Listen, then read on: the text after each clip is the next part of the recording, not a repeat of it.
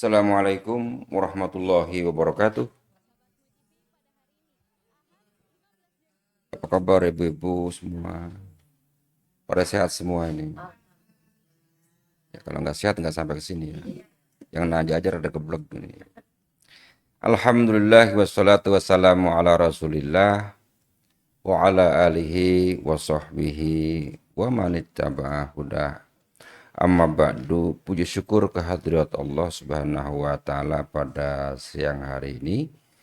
Kita bisa bersilaturahim, bisa bermuajahah sambil mencari barokah dan hikmah dari kitab Nasaihul Ibad. Sudah hampir beberapa bulan kita tidak ngaji kitab ini.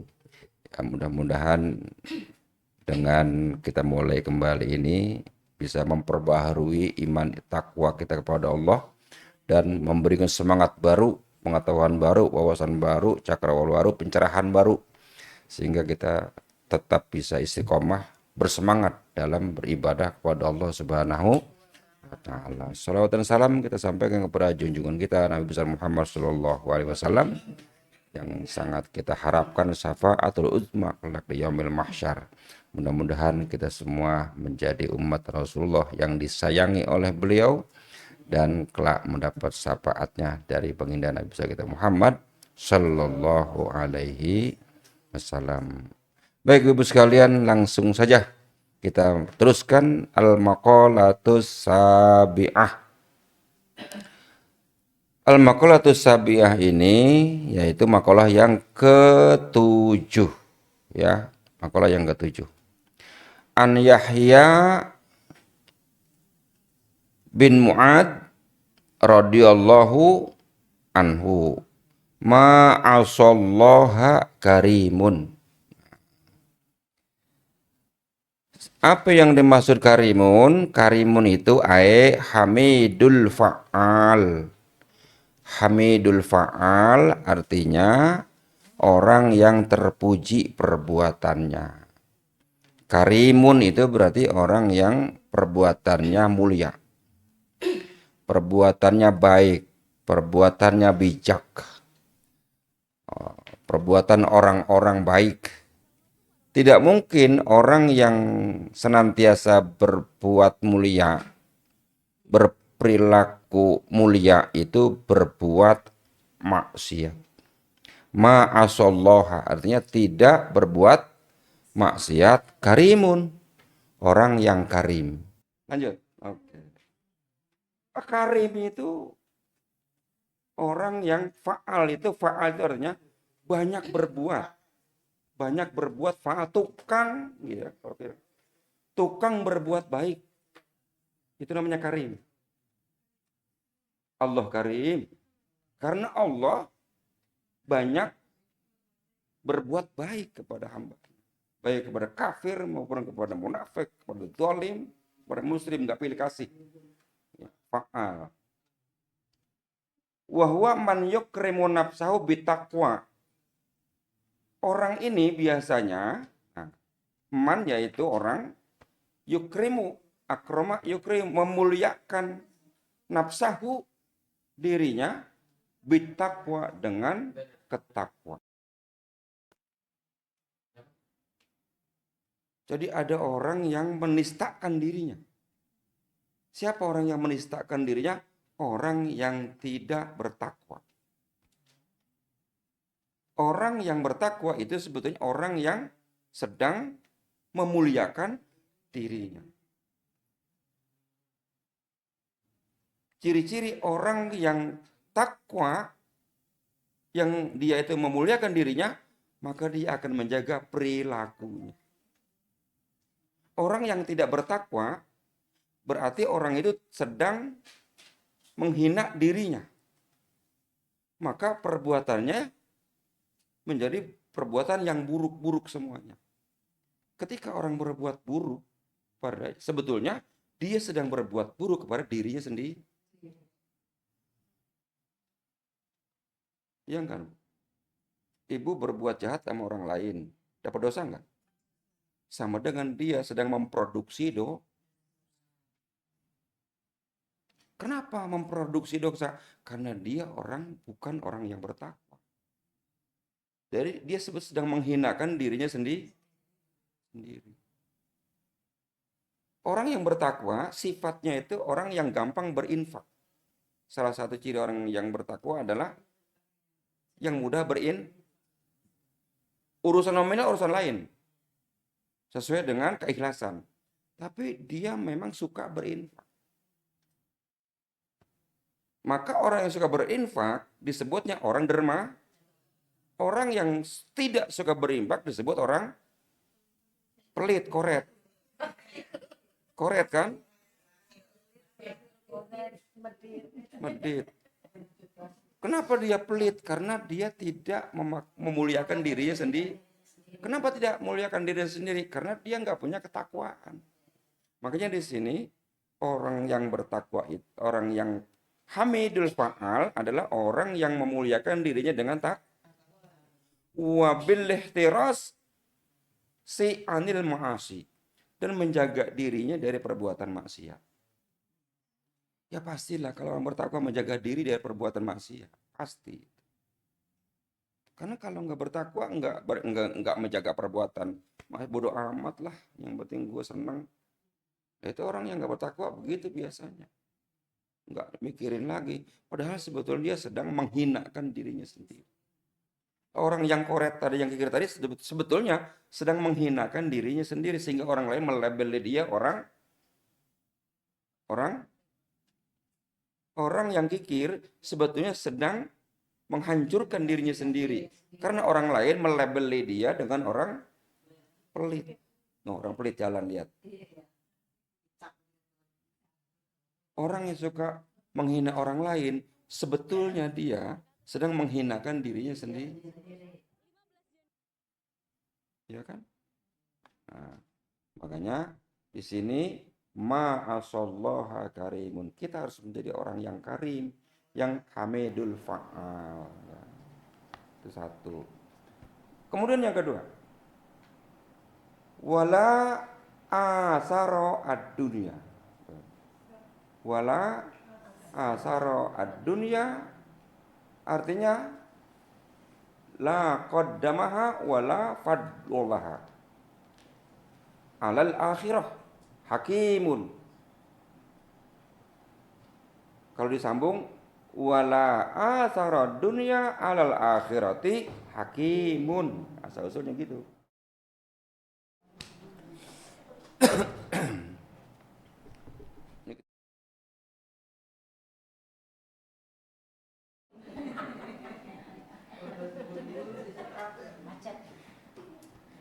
Yang pertama ma'asallaha karimun. Yang kedua wala asara dunya alal akhirah hakimun. Jadi ada karim, ada hakim.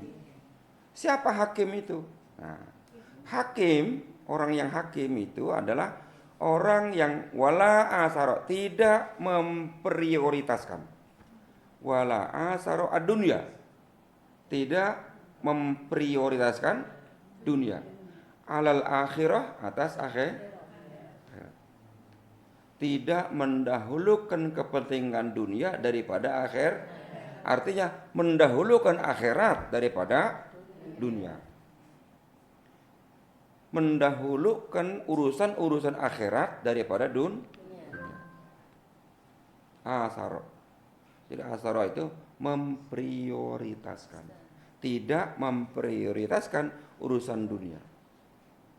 Alal akhirah, atas urusan akhirat. Siapa? Hakimun, orang yang punya sifat hakim. Apa hakim itu? Musibun fi af'alihi. Nah, musibun fi af'alihi, nyocok tepat dalam perbuatannya. Orang yang omongannya menepati perbuatannya hakim. Ngomongnya sama perbuatannya sama, itu hakim. Jangan omdo, ngomong doang, perbuatannya lain lagi. Pakaian doang bagus, tapi perbuatannya lain lagi. Nyuruh doang, kagak melakukan. Oh iya. Ayo bapak-bapak infak. Ayo bapak-bapak sedekah. Ayo bapak-bapak amal jariah. Lu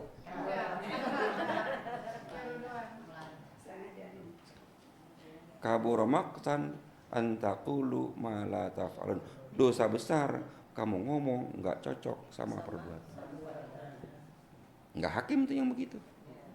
Jadi yang hakim itu adalah musibun tepat cocok fi af'alihi pada perbuatan-perbuatannya.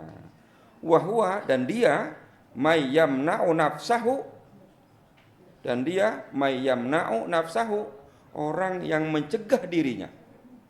Mencegah dirinya, bukan mencegah orang lain. Mencegah dirinya min mukhalafati aqlihi as-salim. Menyelisihi ya, akal sehatnya. Dan dia mencegah dirinya dari bertolak belakang dari akal sehatnya. Jadi kita harus mengikuti akal sehat. Harus mengikuti hati nurani. Hati nurani itu mengatakan ya, itu jujur dia. Lidah belum tentu. Akal sehat, akal juga masih ketipu. Tapi kalau sudah hati nurani, semua orang ketika melihat satu peristiwa, nah aki-aki bawa motor jatuh, ketiban motor, ada orang lewat, apakah orang yang menolong nanya dulu, lu agamanya apa? Kalau agama Islam gue tolong, kalau agama Kristen gue nggak, apa begitu? Orang lain yang melihat orang yang menolong tadi akan berkata, itu orang baik itu. Dia nolong orang tanpa syarat.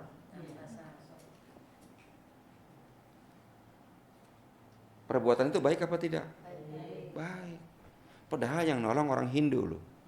Padahal yang ditolong orang Hindu loh. Tapi perbuatan itu adalah baik. Karena berbuat baik tidak perlu bertanya. Enggak spontan, enggak usah ditanya lah, mati duluan nanti bocah itu. Masa orang ketiban motor, lu agamanya apa? Kan enggak mungkin juga kan. Ukurannya hati nurani. Nah begitu pun ketika nolong orang. Kadang-kadang sering kali nolong orang itu mikir-mikir kita kan. Dulu dia jahat sama gua dulu dia, malas gua. Enggak, jangan juga gua. Balas dendam kan itu namanya. Jangan. Justru itu kesempatan kita. Ketika orang lain itu menghina kita, ada kesempatan orang lain menghina dia, lu jangan begitu. Gue pernah dihina nggak bales. Janganlah keburukan dibalas dengan keburukan. Alangkah indahnya kalau kejahatan diganti, dibalas dengan kebaikan. Orang yang koret jangan diturutin, ajarin. Jangan diturutin orang koret. Ajarin gitu loh. Iya kan? Ini mah kadang-kadang diturutin. Jangan diturutin. Orang malas diturutin. Ya semuanya malas jadinya. Ajarin orang malas itu. Ya kan? Makanya Rasulullah tidak pernah ada cerita Rasulullah itu dendam. Gak pernah Rasulullah dendam. Ibu tahu ceritanya nggak yang penduduk Taif? Pernah dengar nggak cerita tentang penduduk Taif? Ketika dakwah ke Taif, Rasulullah kan nggak diterima, malah dilemparin batu sampai kaki beliau berdarah-darah. Ngajak orang tauhid, ngajak orang berbuat baik, ngajak warga Taif beramal soleh, perbuatan-perbuatan baik, malah dibalas dengan lemparan batu. Sampai-sampai ketika Rasulullah kelelahan, itu dari atas mau digelindingin batu segede gedebuk begitu. Segede gedebuk, segede gebok gitu ya. Mau ditimpakan begitu. Akhirnya malaikat Jibril menahan batu itu. Sampai hari ini ada batunya. Kalau ibu pernah ke Taif, ada batunya. Saya pernah lihat. Jadi di sininya Rasulullah, itu batu di sana. Kalau nggak ditahan sama malaikat Jibril, kena Rasulullah itu. Apakah Rasulullah marah sama warga Taif? Tidak pernah marah. Ditawarin oleh malaikat Jibril, ya Muhammad, andai kata engkau suruhkan itu gunung, saya balikkan semua nimpa ke warga Taif. Sekarang juga saya lakukan, kata malaikat Jibril. Jangan. Nih orang tuanya memang nggak akan berubah, tapi saya berharap anak-anaknya nanti yang berubah. Anak bapaknya menolak dakwah saya, mudah-mudahan di keturunannya nanti menerima dakwah saya. Nggak ngebalas Rasul. Andai Rasul marah, ya udah Jibril, tibankannya sekalian. Lalu saya juga pernah berdarah semuanya nih. Masa orang ngajak baik, masa minta duit sama dia kan kagak. Saya ngajak baik, kok udah lemparin sama batu, udah sekarang habisnya itu, ya habis bu. Karena Rasulullah punya akhlakul karimah, jangan. Memang orang kalau udah tua berubahnya susah. Orang kalau udah tua udah jadi masalahnya. Tinggal jadi orang geblek apa jadi orang bener kan gitu. Ya udah kebiasaan begitu dari masih kecil. Tapi kalau anak-anaknya masih mungkin berubah. Aku doakan anak-anaknya mudah-mudahan bisa menerima dakwah saya nanti. Akhir kemudian jarak beberapa tahun, anak-anak yang remajanya tadi mendengar kisah tadi itu, ada orang dari Mekah yang namanya Rasulullah Muhammad itu habis dulu dilempar sama batu. Nangis anak-anaknya ceritain begitu. Akhirnya mengunjungi Rasulullah dari Taif, mau bertemu sama Rasulullah, tapi takut. Gimana kita mau minta maaf sama Rasulullah yang dulu orang tuanya itu pernah ngelemparin batu. Sekarang kita udah sadar kita ini salah, mau menemui Rasul, ketakutan. Jadi ibarat rumahnya Rasul sudah tahu dia nih, itu rumahnya Rasulullah itu. Yang di luar takut, yang di luar takut, rendak begitu. Akhirnya para sahabat bilang, itu ada warga dari Taif mau ketemu Rasulullah, tapi nggak berani-berani. Ya sudah suruh kesini saja. Wah, pas sampai di hadapan Rasulullah, ya Rasulullah saya warga Taif. Nggak bisa ngomong, langsung keluar air mata. Kenapa? Ketakutan nanti diomelin sama Rasulullah. Ya kan bapaknya pernah galak dulu nih. Takut jangan-jangan dimarahin sama Rasulullah. Malah Rasulullah yang nangis bu. Akhirnya saling nangis dah tuh. Dia warga Taif nangis, Rasulullah nangis. Nangisnya Rasul kenapa? Alhamdulillah doa dikabul. Bapaknya kafir tapi anaknya menjadi muslim semua masuk Islam. Dia nangis, aturannya kira-kira mau ditabokin kira-kira gitu, mau dimarahin sama Rasulullah, malah menerimanya dengan hati yang tulus, nggak ada balas dendam. Padahal ibu kalau dilemparin batu begitu sama tangga gimana? Bukan marah kan? Marah. Jangan kan lempar sama batu, dilempar sama kertas aja marah.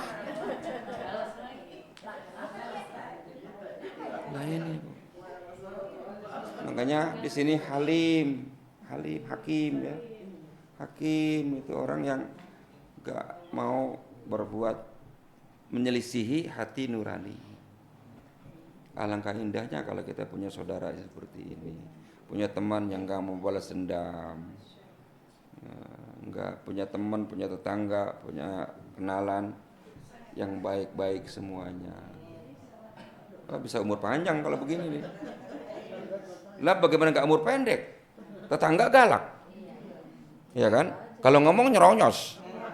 Dia nyakitin telinga jadi sakit kalau dia. Iya kan? Yang sebelah begitu, yang sebelah begini. Ya. Bagaimana enggak umur pendek kalau begitu?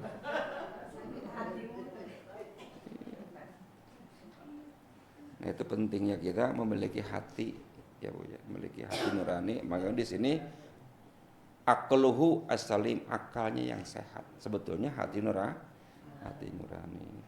Segitu aja ngaji mah kali, kalau kebanyakan juga nggak masuk ibu-ibu mah. Iya. Yang penting ada pencerahan, ada kedamaian, gitu. Mukhalafah itu menyelisihi. Akluhu asali menyelisihi, tidak cocok dengan hati nuraninya. Kita harus berbuat sesuai dengan hati nurani kita. Jangan melawan. Kalau kata hati nurani baik, lakukan. Kalau kata hati nurani enggak baik, jangan. Ukurannya itu. Kalau dalam ilmu akhlak namanya domir. Domir itu perasaan halus. Kalau kata dia jangan. Karena kalau hati nurani jujur. Kalau hati nurani itu jujur. Yang enggak jujur itu karena pikiran kepala itu kadang-kadang enggak jujur. Kalau hati orang semuanya hati nurani itu jujur semua. Kayak tadi itu. Makanya Al-Qur'an mengistilahkan perbuatan baik itu dengan al-ma'ruf. Al-amru bil ma'ruf wan nahyu anil. Al-ma'ruf itu semua perbuatan baik, baik menurut siapapun itu baik. Menolong orang itu apa baik hanya menurut Islam? Hah? Perbuatan baik nolong orang itu baik. Kata siapa? Apa kata orang Muslim doang? Tadi contohnya orang yang lagi jatuh ketiban motor ditolongin, itu perbuatan baik kata siapa? Hati nurani siapa? Orang Muslim apa orang kafir? Kalau orang kafir bilang itu baik apa buruk? Orang yang nolong orang lain, orang yang lagi jatuh ditolong, kata orang Hindu baik. Jadi ma'ruf itu ukurannya lintas agama. Iya. Jadi namanya al-ma'ruf. Makanya Al-Qur'an bahasanya amar ma'ruf nahi. Ma'ruf itu perbuatan baik menurut siapapun itu baik. Kalau ngomongin orang, menghina orang itu perbuatan baik. Kata siapa? Kata semua orang.